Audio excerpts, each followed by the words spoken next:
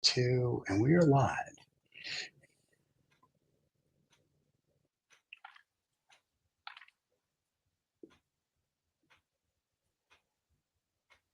Got no sound. I know we have no sound.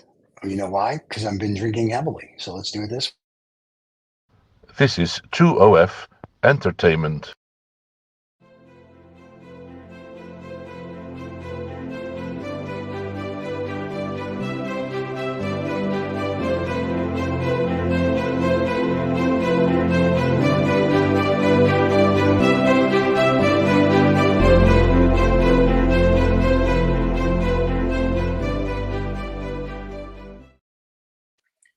Nothing like a little morning, forgot to hit the wrong button stuff.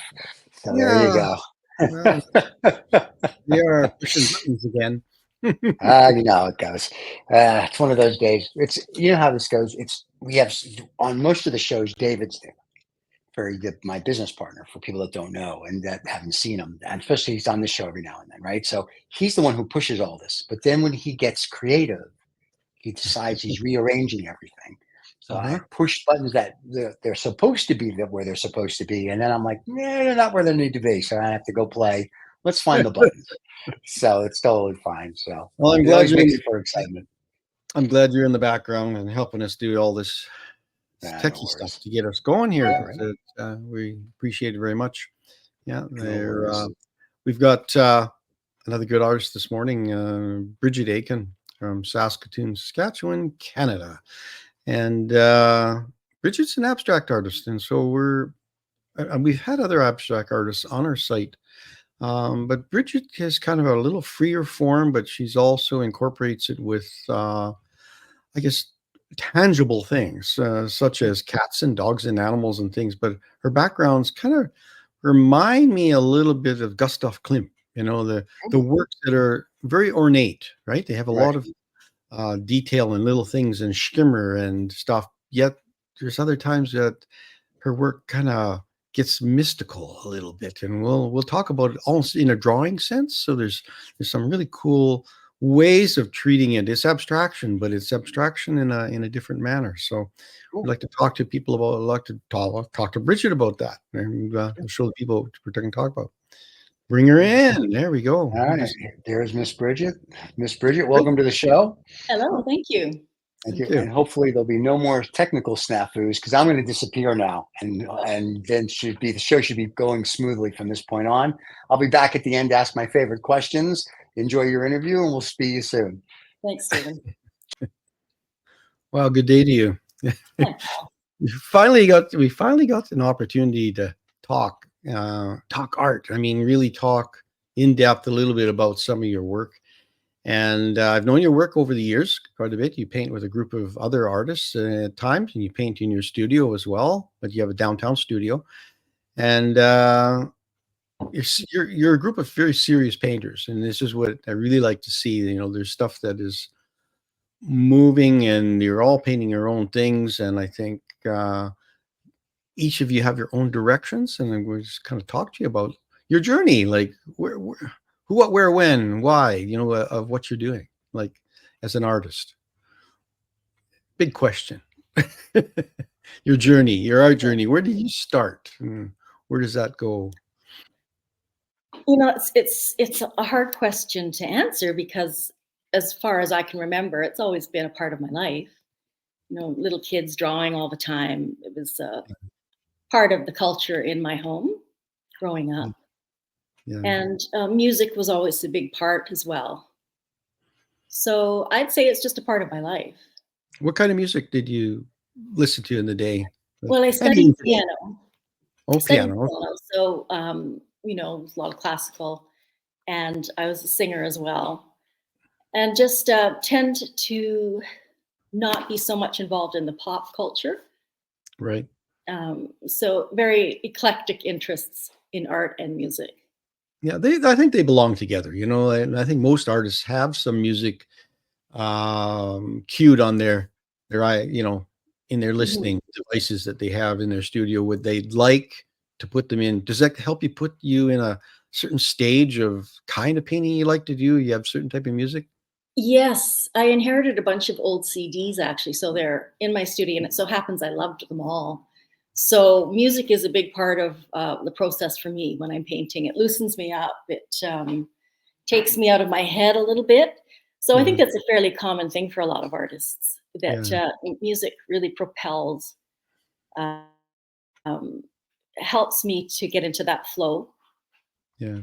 I think a And lot I, of times, yeah, a lot of times when you have a reception and things, people have a little bit of music in the background, or they'll incorporate they'll maybe hire a musician to play quietly over in a corner, and just that ambiance to add the other dimensions. Sort of like adding music to a movie and sound bites to a movie, because you think dun dun dun dun dun dun dun, and then when you're in the moment, you get caught up in that, and I think I'm that's losing you there, Paul. what's that? I'm I'm losing you a little bit there from time to Okay, time. well, maybe our we've been having some issues a little bit with our thing, so maybe it's the sound. I'll just turn my sound up a little bit. How's that? Is that better? Yeah, that's good. Okay. That's good. So yeah, so I'm just saying some of the, in a movie they'll add sound bites to a movie, and you'll know, when there's a evil moment happening and when there's good moments. And I think music does put artists into those special moments that they need if they're painting a serious painting, or if they're just having a fun time. Do you have moments where your paintings, some are more fun related and some are very focused, Yeah, my ideal is to approach it in a really fun, loose way, with not too many expectations at first. And it's if that phase of the art making can go long and far, that's great. And then there's a sort of a refinement thing at the end. And it's always a bit of a problem if that whole refinement period of a painting takes too long. It becomes a little bit less of what I want, Yeah. but it Does does it happen. feel like does it feel then like overworked, or, Yeah, when do you you start when do getting you when do you right. stop, right? Yeah. Yeah. Well, I I had an think experience recently with a painting that I had worked on that I had put aside and kind of roughed up a bit, didn't think it was very, very good. And then I went back to it and I realized, oh, it was better at a past phase. And I tried for days to sort of recapture that period of the painting, and it never did quite come back to where I wanted it. It's yeah, I've got a couple panels that I tried to repaint on, and I thought I'll just freshen it up, and then, but the problem is your mindset's at another part. When you did that work a number of years ago, say, and these panels are older, and I'm not in the same mindset as I was when I painted them in the initial day. You're best sometimes just to leave them alone and work and move on. I'm gonna get Stephen to start our first image up here, and we'll okay. Yeah. get things going. There. Yeah. Yeah. Well, that painting goes back a few years. It's Yeah. my famous cat Dot, Yeah. and the background is totally abstracted, really, and some collage. But Dot has a way of setting herself up in the house in such a luxurious manner that I just can't resist painting her. So I Yeah. have quite a few paintings of Dot and Lily Cat as well, but she's harder to paint. They they She's a are stripy they cat, are and yeah, they are aristocats, you know that, right? Yeah. Yeah, yeah, they are aristocats. Princess of the House. They like to be taken care of, and they do find the magic spot where they maybe should be, maybe not should be. They're sitting on things, but I just find this one really resonates with me in that it's one of your probably more. I'll say I won't say tangible, but it's really it's a portrait, right? Mhm. This is really a portrait, and a lot of your work is not portraits. They're depictions of other things. We'll go through the series of animals related with abstraction and different ways of treating that. And I see your work kind of in a freer form abstraction, which is, but this is a little tighter because of the textures in the background. A little Gustav Klimt like, I love that sparkle that could be there, and it does. It's like music. It does put something with the cat. I mean, that's a special place. And then that cat was it's just him, being all white and then all this beautiful color and richness around it. And it's a very rich painting as far as, visual presence. A lovely piece. How big is this piece? How big is the Oh, painting? it's large. It's about a 40 by 40. Yeah, you And paint large. Yeah. yeah, I tend to want to paint large, even for a little domestic cat painting.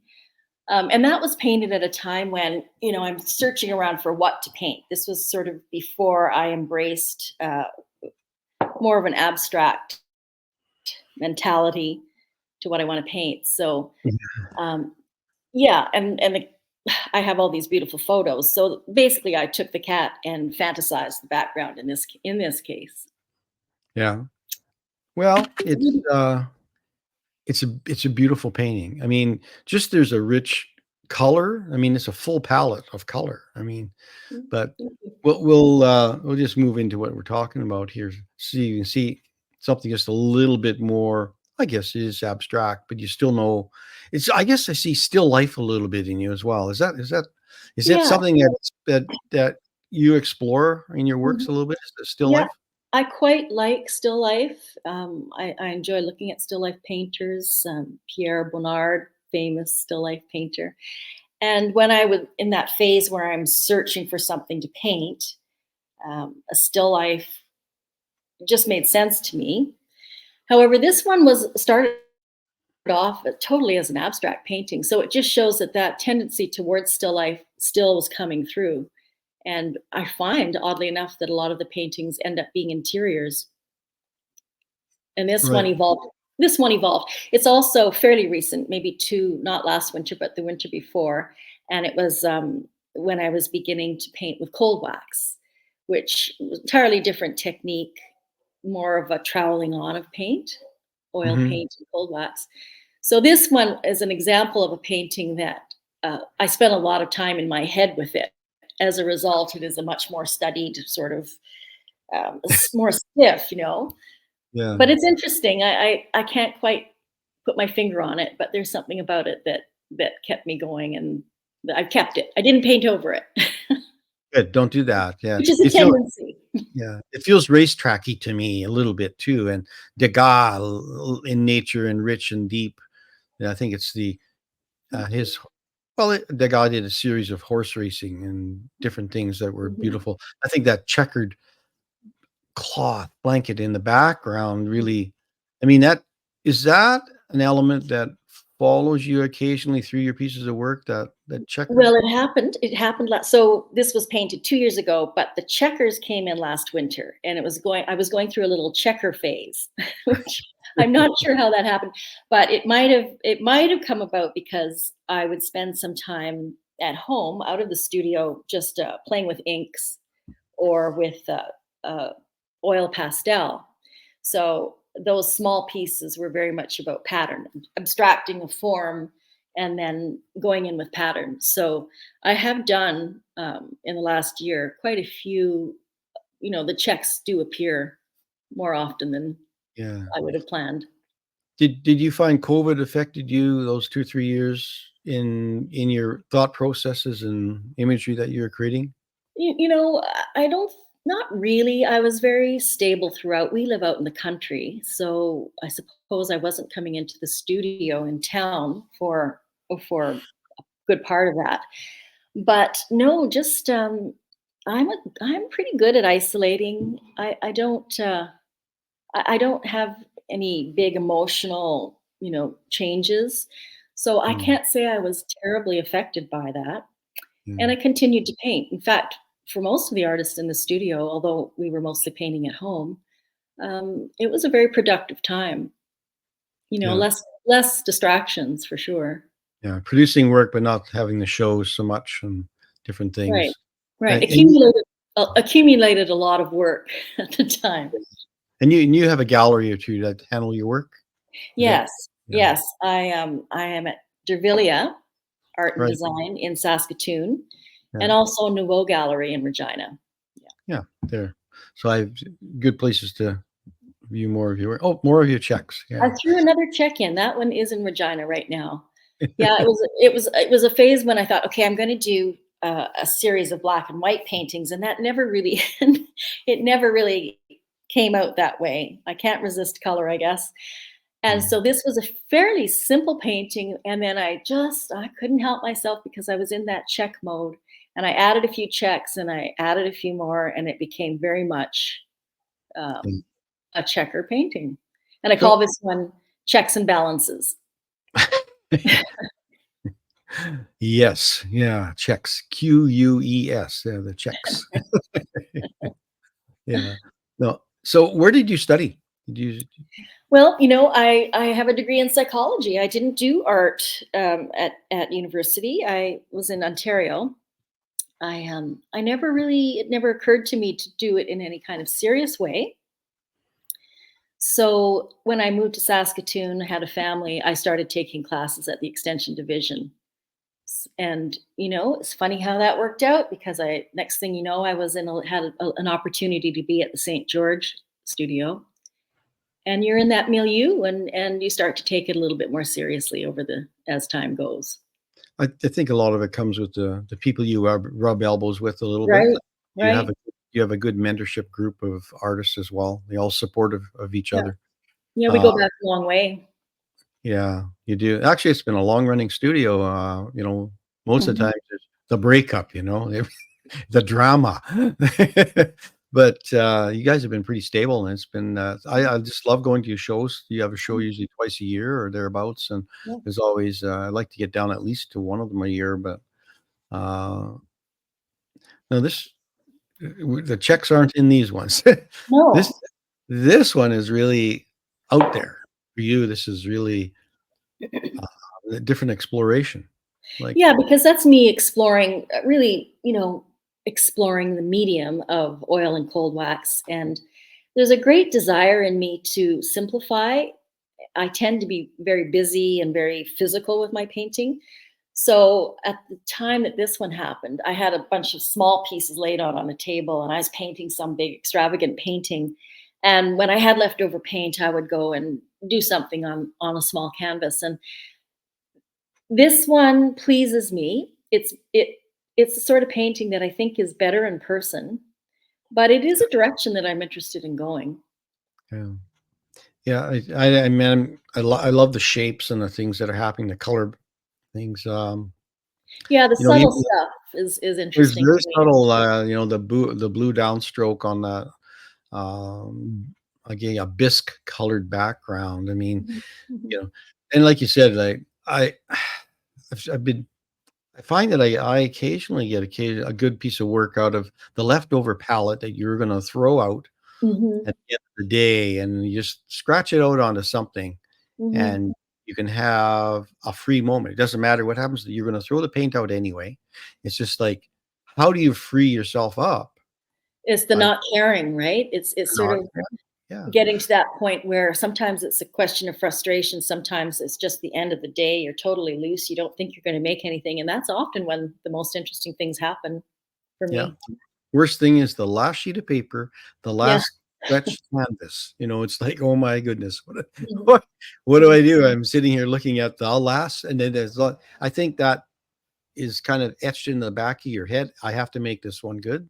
And Mhm. it's the worst thing. Go out and buy 5 more canvases and put them up, and then do your other one. You'll Mhm. be okay. I've got other inventory. If I mess this one up, so I don't know about even messing things up. I've Right. really thought about It won't that. matter. Sometimes it's really not messed up, right? It's only in your head because you're not meeting your own personal demands.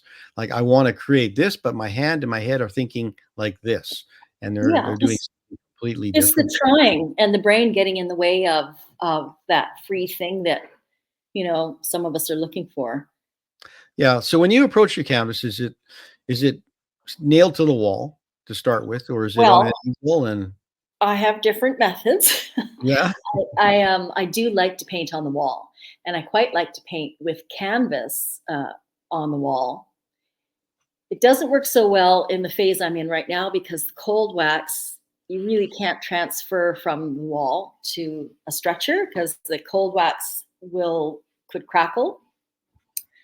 So yeah, I still do use the wall, in which case I don't use the cold wax. But I have an easel, and I'll move back and forth. And So you work on a flat table with cold wax? no, I tend to work on upright easel and wall. But there's a bit of a camber to it. Yeah. Yeah. Well, I like a hard surface too, but they can be heavy considering how large I like to paint. So Yeah. 4 feet by 4 feet. Yeah. Well, yeah, painting on masonite panels and those prepared surfaces. I guess you have to when you're dealing with impastos and different things, and they'll crack and move around a little bit. If you're doing encaustic types of work, you have to be aware of the surface that it's on, right? But I like the bounce of canvas, and I'm not. Yeah, so I think I'm kind of a canvas person. A little different when I paint plein air a little bit, but it's mostly panels just because it's transportation. Um, this is so different. Like you have a body of work that looks like this, and we've only got this one in this one here, but I've seen ones of your cows and some. So do you have cows as well, or just horses? No, just 2 horses. You have 2 horses. So 2 horses. This is their portrait. You're coming to get them, and they're taking off from you.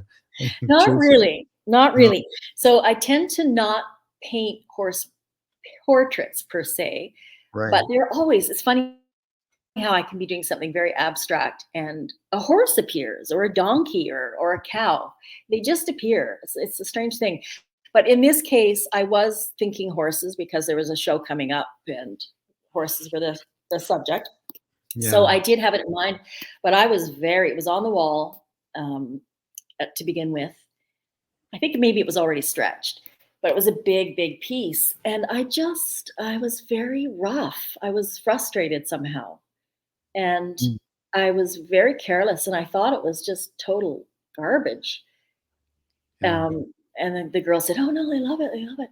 So it's funny how we judge ourselves when we're painting, and we sort of restrict ourselves. Is this acceptable? It's just the worst mindset. So anyway, I embraced the chaos of the painting, and I did go back in and fiddled with it a bit. Maybe it would have been better in the earlier stage. It's hard to say. Because you know how it is. You're sort of close to your painting. It's hard to be objective sometimes. But it's a big, extravagant, colorful painting. I do like it, and the more I look at it, the more I think I'd like to do more like that. Yeah. Do you like cave drawings? And I do. I really do. Yeah. It's an interesting connection, isn't it? The sort of universality and the fact that it just goes back to the beginning of time, where human beings have wanted to make a mark and to represent things, and I just, the elegance of the design of the painters on the caves is just, impressive. I do admire it. It's a great big wall, right? Yeah. And but a lot of it, I think, is even in the lighting that's that's there in a cave. This one has there's a nice light to this one too. You're moving from a warm and a cool light, and there's some depth to it, yet it's very moving painting. I mean, these horses are moving. It's an action painting, and yet there's abstraction with detail, without detail, and it is a lovely, and I'll call it's a lovely distraction. I love the piece, and it is primal. It feels very primal. Yeah. But and it was painted in a very primal way. Without total abandonment. It's just the only thing that made any sense were the little horse marks, and they were pretty off the wall. But it's a good direction for me, and I have to sort of, it's interesting looking at paintings as they're presented to you, or they're in a show, and it's because I'm so not focused. There's so many things I want to do and tend to do. It's maybe an interesting exercise to pinpoint the ones that really stick with you, and try to stay in that direction a bit. Yeah, I think you got to allow people to say, you know what, stretch yourself a little bit. You got to move, paint what you feel like painting. And you go, oh no, they'll only buy this kind of painting, so I will paint only this kind of painting. And I see it. You're not that kind of painter at all. It's you. If they like what I've done, there it is. And I think, I run the opposite. I tend to run the opposite direction. Yeah. I tend to not. I guess I'm a bit of a rebellious spirit that way. If there's something I have to do, I tend to not want to do that. it's hard on a gallerist. They're trying to formulate some things, so they say this is Bridget's style, or this is whatever artist style, and this one paints mountains, this one paints houses, this one paints landscape, but then you are this person is all by herself. This is you. She paints what she wants to paint. So your audience is excited about the ones that get your work really love your work. I know that for sure. It's not just, oh, it's another so-and-so scene or another pretty landscape, right? This one's got a different kind of energy. And I love it. This is probably one of my favorite of your pieces. And yet we're going to go through a bit more here. Well, and I have to comment too that the two galleries I'm in, and Dravilia in particular, she's very supportive, and she never puts any types of expectation or limitation on me. She's very supportive of the fact that I will just have to try to do what I want to do. So I really appreciate that. You're the caustic part in your show, your gallery. You got to have somebody with a bit of energy. It's really, really important that people come in and say, you know what, when I come here, I'm going to actually see something really different, not expected. I'm going to see something that is energy, and people love that. They may not buy it, but they get excited by it. Maybe down the road they buy one, right? They get the confidence built to do this. This one, what's the title of this one? I've got a title in my head. Odalisque sur la chaise orange. Ooh. So it was it didn't start off as an odalisque. It was a very abstract. It was a very ugly painting on my wall, and I remember it was in an early phase when we had our open studio, and I still had it pinned up on the wall. And I was doing cold wax. This is one of my first big cold wax paintings before I realized you can't really do that on the wall. You have to, so it was okay. I was able to take it off before I refined it, and it didn't crack. But it was a strange, busy, abstract painting because on the wall you could really carve with the cold wax, the hard surface. And it was sort of hideous, but kind of interesting. And so this is a painting that I really went into my brain and fiddled with, and on my phone and fiddled with. And at one point on my phone, a figure appeared. And because I had this big, vast area that needed something, and so I went with it. So this is an example of, you don't have a clue. I didn't have a clue what this painting was and what it was going to be, and it became this. Well, it feels like an homage to Olympiad. So it's kind of Olympia, the painting. Oh.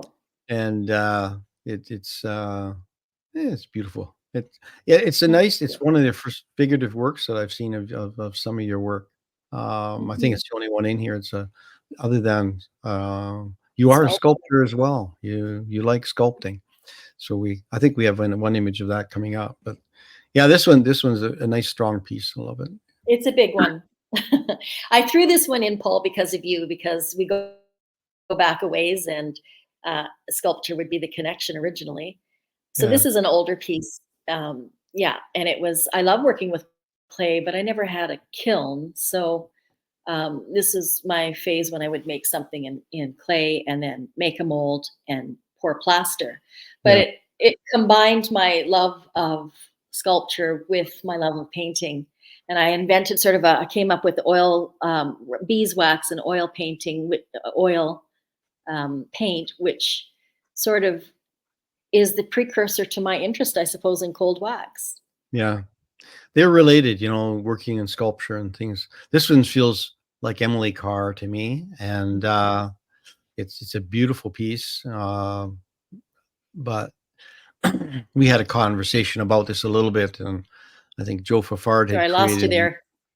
Yeah, we had a conversation earlier about Joe Fafard creating a sculpture of Emily Carr, and I guess you told me about that.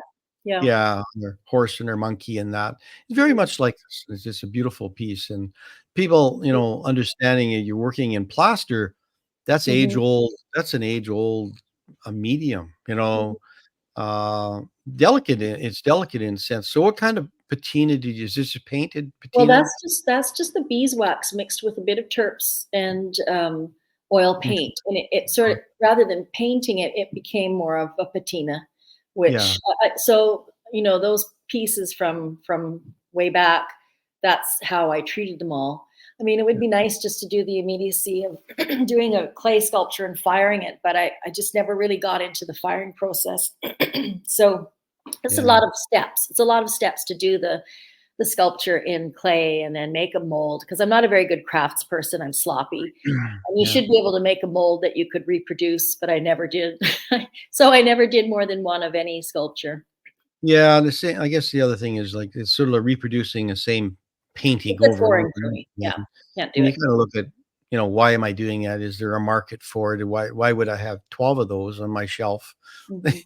Unless you're doing some kind of installation where it would make sense to have 12 of them or 12,000 of them, you know. Yeah, I never successfully repeated anything. Yeah, so this is just a little example of those home little bits that I will do when I'm here and I'm not at my big studio. And this was my ink phase, which would have been not this winter, but the winter prior. I did a Yeah. series of little inks, and they were crazy, just total abstract, just about pattern. But again, the fascinating thing is things emerge in these abstract pieces. And this one I liked in particular, I call it Warrior.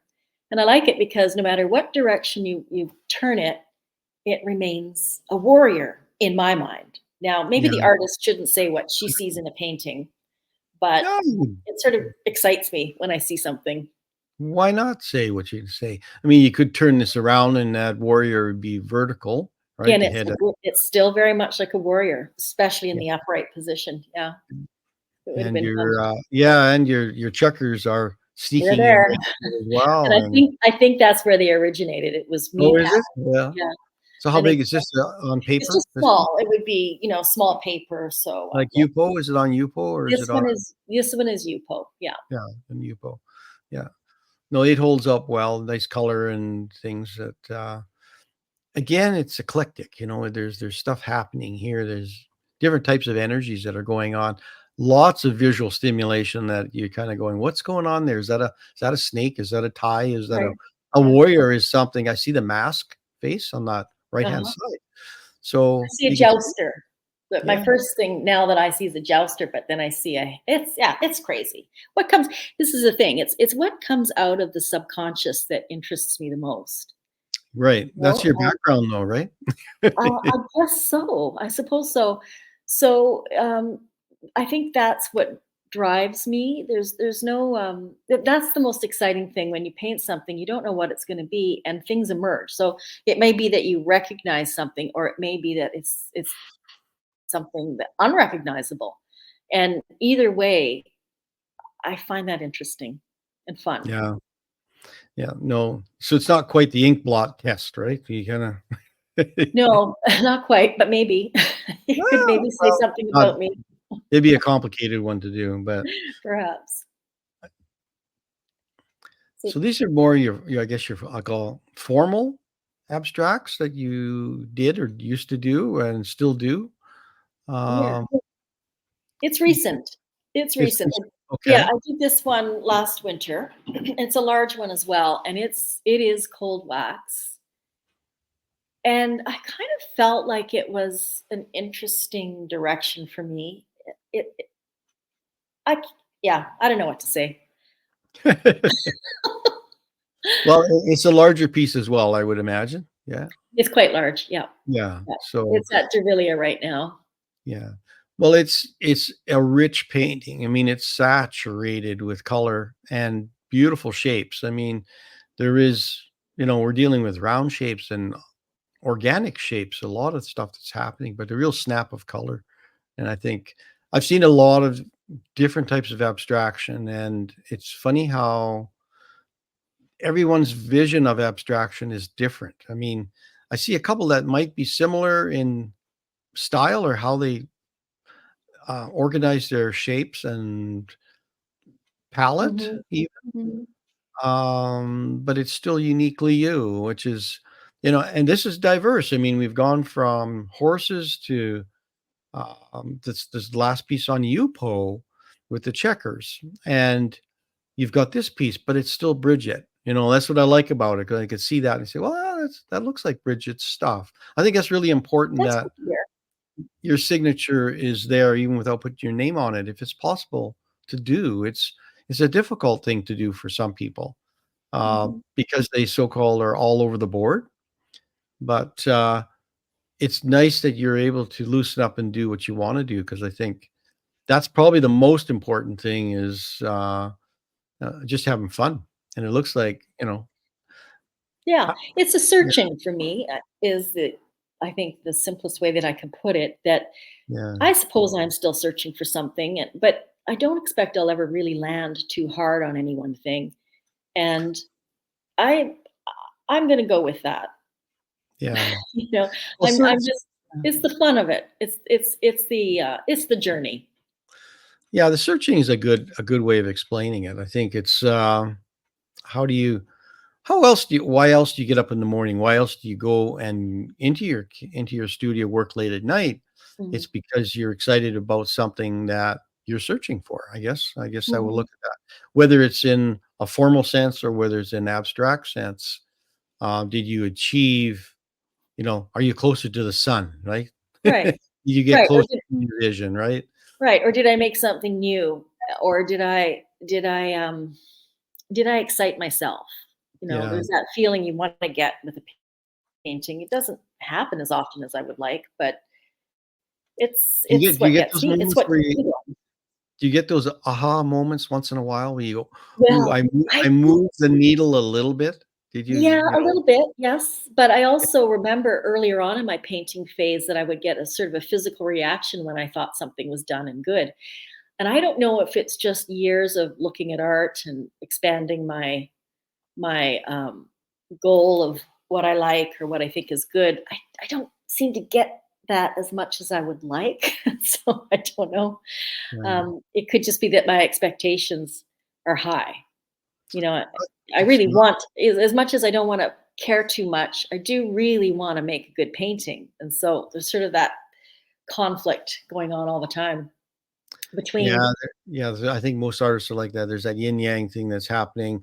When you're in your good moment, you gotta force yourself to stay there as long as you can because it It's you usually when it's almost done. That moment happens, either at the very beginning when you know how you like the freshness of something, but when you do reach that point of sort of physically feeling something, that's because the painting has gotten just good enough, just there. Like I could probably, if I were better, I could do more. I could, but I think my limitation maybe comes with that sensation of I think maybe this is done enough, good enough. yeah. I think, other artists like starting out, I think you just gotta searching for that moment. It's really hard. You gotta paint a lot of paintings. Mhm. And I think you're right. Look at a lot of really different work. Be open-minded about a lot of things. You might not like the whole painting, but there's something in there you might like.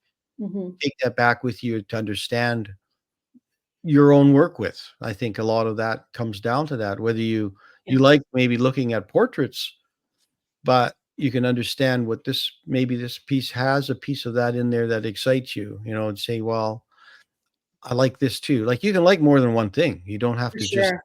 Yeah. yeah, there's, but It's that refining the aesthetic and what you like that is, probably the path for most artists, yeah, We I do like a lot of different things. I like, minimalist abstract and very busy abstract, and it's that conflict too maybe that keeps me searching. I don't know. do you like any kind of like the regular formula paintings or not formula, formatted paintings? In other words, a landscape artist, for a realistic landscape artist or a realistic, um, I lost the very end of your sentence there. well, Do I I like guess, landscape? yeah, no, I'm saying realistic paintings. I'm going to move a little closer to my Oh, mic. yeah. I tend to not be interested in any type of highly realistic. I think it's just a sign of the times, jaded because of photography. I mean, so photorealism. I'm impressed. I'm impressed that the artist can do that, but I'm never drawn to it. I really want to see. I mean, the artists that I admire. I want to see their hand in it. You Yeah, know, I want to. I like ambiguity. I like poetry. I don't need it smack in my face. I like to see something beyond real. Yeah. Yeah, hyperrealism is an acquired taste, I guess, and understanding what it is. I think at a certain point, the hyperrealism really is about a different level other than just depicting what you see in front of you. It's really about what did you paint? Like the subject matter in your own way. Like, so you could take I'm not going to go through name some hyper realists that are really good. I can't. They're off my not on my tongue. We're off topic a little bit, but I think it's I don't know. I just some Well, works I like because the simplicity of it. They've chosen the subject matter really well. They set up the mood. So in other words, it might be a still life, but it has oh something yeah. to say in a different way, right? Oh, and I Uh, do follow, yes, and I do follow a lot of very realistic painters, but I mean, they're very painterly too, though. And and I admire it. It's just that I think perhaps there's this sort of innate understanding of what's in your wheelhouse. So I do tend to look at things and admire works and artists who I look at the work and I sort of um, connect to it because maybe I think there's a little bit of that in me, possibly. So that's a bit of self-love, maybe, I don't know. well, I But think it isn't to say that I don't respect, other types of art. I do. I just maybe can't do it. So it's just not interesting to in my it's not in my wheelhouse, and therefore, I probably don't spend very much time analyzing it or trying to understand it. well, I think paintings, two-dimensional paintings, are very like a mirror. They are really like you're seeing a little bit of yourself in it. If you stay there more than 27 seconds in front of Mhm. the You really painting, look. Yeah. you're looking at something that is in you in that work because there's something that got your interest. Mhm. And they're saying like a lot of times you'll go through the Louvre with thousands of paintings in there. The average person spends seconds in front of them. They're walking Mhm. through it. There's corridors and Mhm. corridors of amazing work. Yeah. It's Rather overwhelming. overwhelming is Yeah. right. And when you start seeing those master works side by side, it's just like, oh my Mhm. God. Oh well, we'll move on, go to the Yeah. next one. Yeah. But it's kind of nice when you do those visitations to do it over a couple of days Mhm. and you choose a section to go in and look at. So that's what I like about what we do today. And we can talk about your work and abstraction without being distracted by other pieces of work on a Mhm. checkerboard in this format, and say, look at different artists. But I think, thank I threw in a landscape for you, Paul. you. Yes. I don't do And you landscapes, know what? but I resonate with this. I love this piece. Well, I can read a lot of things into it. I mean, I love landscape, but I love your abstract works Mhm. as well. And but I think it's when you um, the textures and line structure in this one's a little different. Um, they're not all over the place. They're organized in a different way, more linear way. Um, and I think that's the only reason you could say it's a landscape. A little bit. You can depict that. There are those trees or trees without leaves. Are those what are they? That's a really Mhm. nice question. Is it wintertime? Is it all these little questions that go in? And but in itself, it's a beautiful abstract piece. I love the color palette and I love what's happening. There's this energy balance that's in there, I Mhm. think, and it's a square format, correct? 4 feet, Yeah, another 36. big one, another Yeah. 40 by 40. And again, I mean, I really don't paint landscape. And why? How did I paint this? I think because I had a little piece of something on paper and that top part of the painting was there. I thought, oh, I like that. So I thought I would try to do something with it. And it's really a fantasy landscape. And I liked it. And the thing is, I did it very quickly and immediately thought that it's done. I'm happy with it. And that doesn't happen very often. Yeah. So I thought, "Oh, this would be a great direction to go. Could I do it again?" No, it didn't happen again. But, Yeah. it's a reminder, and I do love landscape painting. I just for some reason I don't. Maybe I'm overwhelmed by landscape.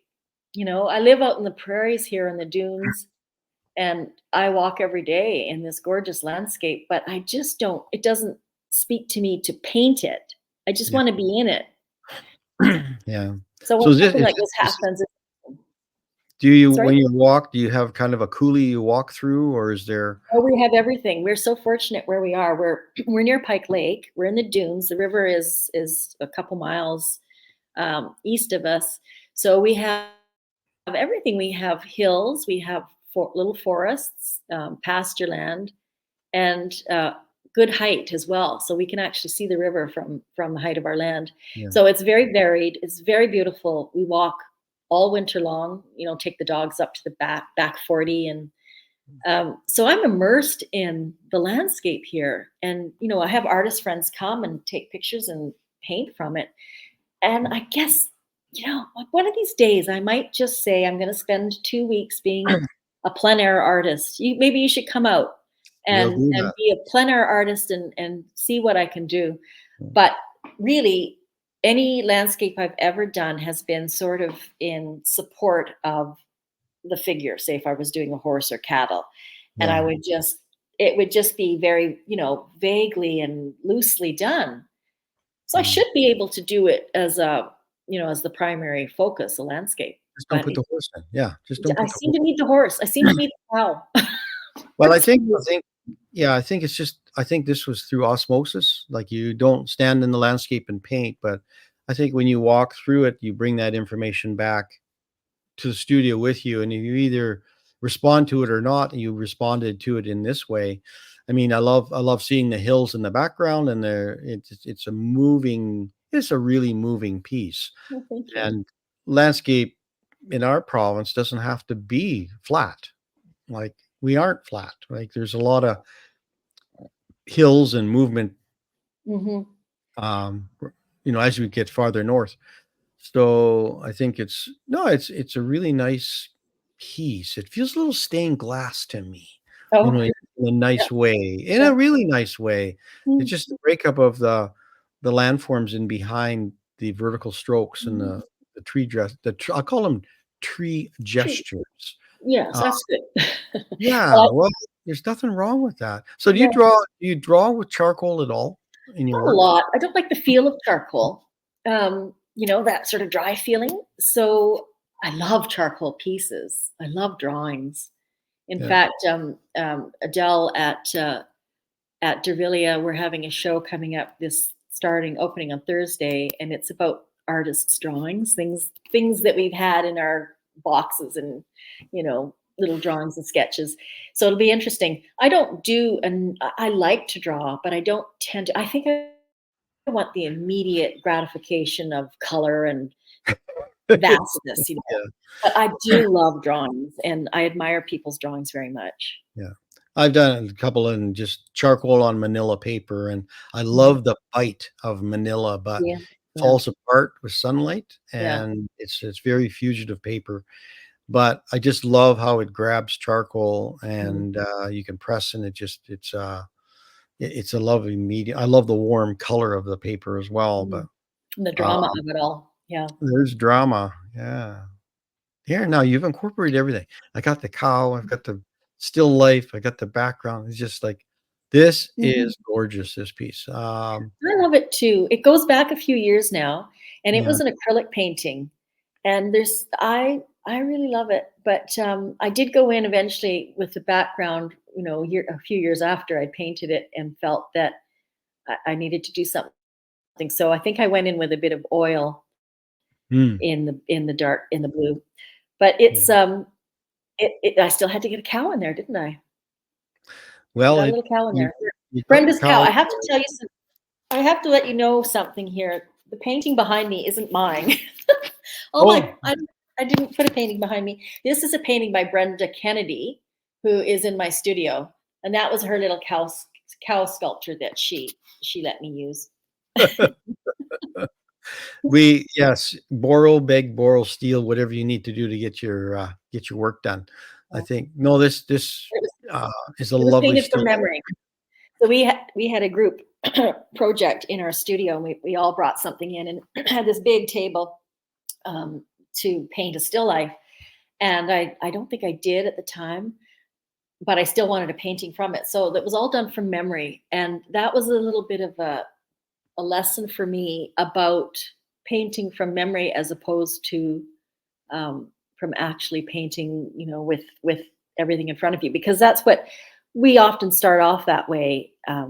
You paint what you see. Even the blind drawings, they're so beautiful, but you have that in front of you. But in this case, it was painting directly from a memory, and it allows for a lot of looseness and experimentation.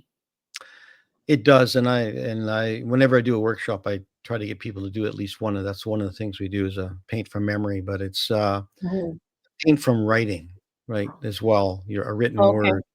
Yeah. So it's kind of, I think you do better work because you remember what you want to remember. You leave out all the details that we get caught up.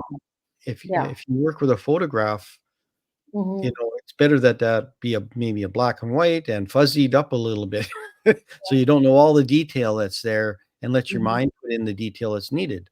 And I think that's personal. That's my way of saying that becomes important pieces of work. Oh, there she is. There she is. She had to come have a visit. One of the cats, not featured in anything today. All right. So this one I call Passage to India. It was totally abstract. And then all of a sudden it just spoke to me of India. And that happened, I think, at the point where I did something on the bottom of the painting, and all these shapes bounce out at me that maybe it's hard to see in a small image here, but I love it for that. That was that sensation I get where I even see an elephant eye. I didn't put that in there. It happened, Yeah. So now you mentioned it, I see the elephant now. yeah, And there's a bunch. There's a lot. I just love the scratching. It feels like scratching, digging into the paint. Or is that actually painted on, or is that scratched into the paint? This is cold wax. So that's the beauty of cold wax, is that the paint is nice and thick and juicy. It's also very matte, quite a matte finish. But you can scratch into the cold wax, and I have a natural tendency to want to do that. So it's maybe why I'm so attracted to the medium of cold wax. It just allows for a lot of different mark making. Right. Yeah. And you don't tend to use a brush very much with cold wax because it just gums up your brushes. Okay. So how is it a lot applied? with little trowels and big trowels and layering, and I mean I didn't take make a really studied approach at cold wax. I just got it and started painting with cold wax.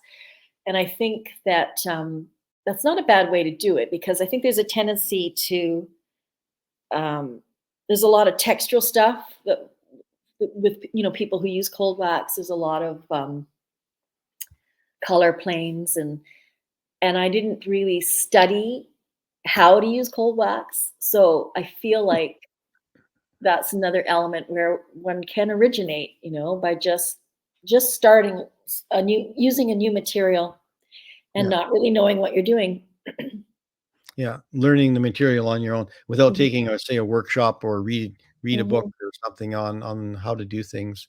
It does give discovery, but I think learning from somebody else, it might hinder you a little bit, but it also might widen. For sure. Yeah, and as you go on, you discover more, and you get more information, and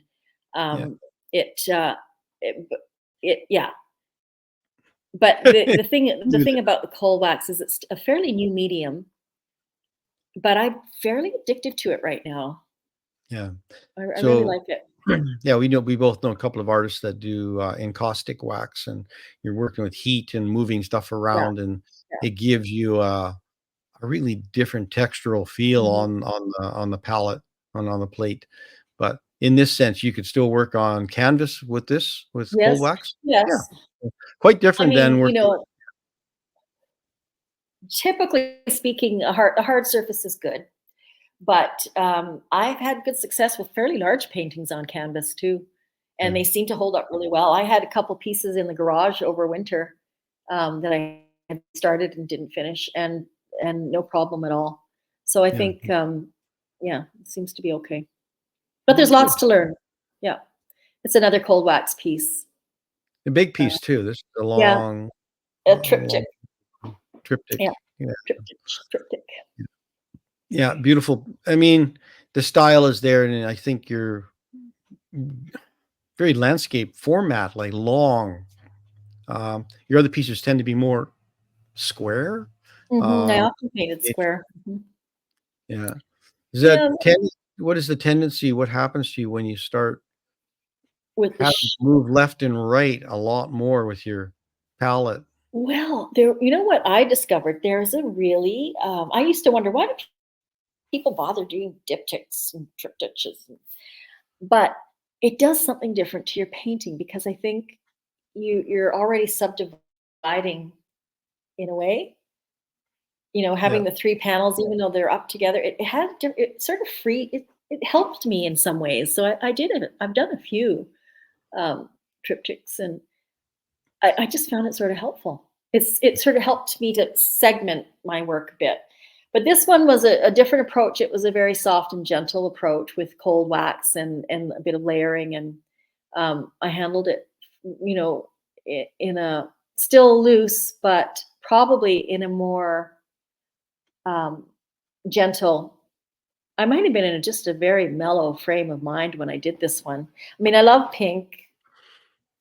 And maybe it was the color palette that sort of helped to keep the piece quiet, even though there's some figures happening in there and some movement. But yeah, it does take on a bit of a landscape feel, and I see figures. So I called it Ode to Happiness, which I don't like the title, so then I changed it to Happy Wayfarers, but I don't think I like that title either. So I don't know what I'll end up calling it. Yeah. Is that important? Is it important to name things? No, not so much for me. I usually don't. Every once in a while, a name will pop in very quickly, but it's often because it's going in a show, and I think, oh, I've got to title this piece. And when you got a good title, I tend to often be just descriptive and fairly simple with my titles. But you don't want with abstracts, you don't want to suggest too much. But so this one, we'll see where I like this one has a lot more open form shapes on it, which gives you it's a lovely visual. And I think where is it sold? Is this one sold? It's at Dervilla. Oh yeah. And it's going to be in a show. So you're at STM Gallery in Saskatchewan right now, in Saskatoon, St. Thomas More Gallery at the U of S. And when your show comes down, my show's coming up, and I'm with Jan Corcoran and a sculptor. What's her name? Sandra Lenningham. Yeah. And it's going to be an opportunity to put these large paintings, because it's a big corridor gallery, and I think we won't put too much in. I really want to have the space for the large paintings. So this one, a lot of my big paintings will be in that show, and Jan's large paintings. So it's interesting. My show is jam-packed. Yeah, but it looked good. I had a good walk through this weekend. It looked great. It's a nice space. It's a good space. Yeah, it's nice light, and it's nice open. And now a cooler piece, just a little calming. It is kind of calming piece, and I see figures and portraits in this one, and I think I feel it feels very Dutch to me. Oh, interesting. Yeah, I think some of the nun's habit at the top, and the big puffy sleeves in the foreground, and that's what I see. This is just wow. That's just but it's an abstract in itself. I missed what you saw. Your voice went out there. I don't know. Yeah, we're having a little bit of voice issues here. Sound bites are getting missed here a little bit. No, it just feels like a nun's habit at the top, and there's a face and a hand, and big puffy sleeves, and the blue. I think it's the blue as well, and the white. And it just feels very Dutch to me in an abstract way, and just something, but a cooler palette than the other stuff you've been doing. The other stuff is very warm colors. You love, is that you're a warm color palette I person? think so. Yeah. I mean, people ask you, what's your favorite color? I couldn't tell you what my favorite color is, but I do, you have to look around to see how you do your home. And I think I really gravitate to warm, but I love jewel tones. I love brights as well. But I tend to not do a lot of cool paintings. That's true. Yeah. But it's cool in a nice sense. Anyway, I'd like to encourage everybody to take a look at Bridget's website, which will be up shortly. And and go to her show at De Villiers in Saskatoon. If not, go to the website for De Villiers and take a look at her show and what's going to happen there.